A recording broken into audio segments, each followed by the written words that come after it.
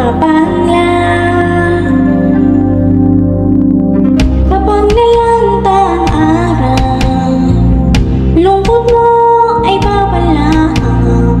Kapag lumuha ang buwan, kadiliman ay gagapa. Sa mapayapang kaharian na pangalan ay Brabania, namumuno si Haring Fernando at Reyna Valeriana. Biniyayaan sila ng tatlong anak na si Don Diego, Don Pedro at Don Juan. Isang gabi, nagkaroon si Haring Fernando ng panaginip. Napanaginipan niya na pinatay si Don Juan ng kanyang mga kapatid at nagkasakit. Naku, mahal ko! Ano ba ang nangyari sa iyo? Ang makakagamot lang sa kanya ay may huwagang awit ng isang ibon na ang pangalan ay Adarna. Hanapin ko ang ibong aramas sa bundok ng Tabor. Joanna, huwag na! Baka mawala na niya ako ng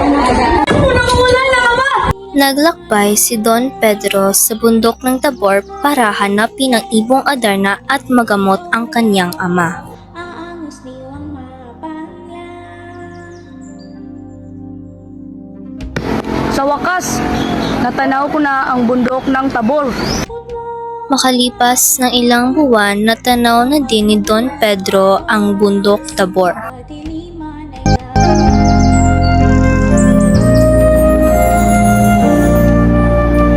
Ang sikat sa silanganan, ang galing kung saan. Makalipas ng ilang buwan nung hindi na umuwi si Don Pedro, naglakbay na si Don Diego sa bundok Tabor para hanapin ang kanyang kapatid at ang ibong Adarna. Nung dumating si Don Diego sa bundok Tabor, nagpahinga siya sa may kakahuyan. At nung hindi na rin umuwi si Don Diego, naglakbay na rin si Don Juan sa bundok Tabor. Paingit po ng pagkain. Ito ho.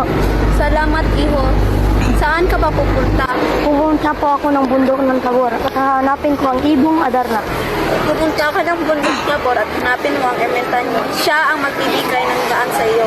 Iho, Huwag na po, ibinigay ko po na yan sa iyo eh. salamat, iho. Ang sikat sa Sinunod ni Don Juan ang payo ng ermitanyo at nagpatuloy sa kanyang paglalakbay. kung saan lihim nito ay aapaw. Aangos niwang mapangla.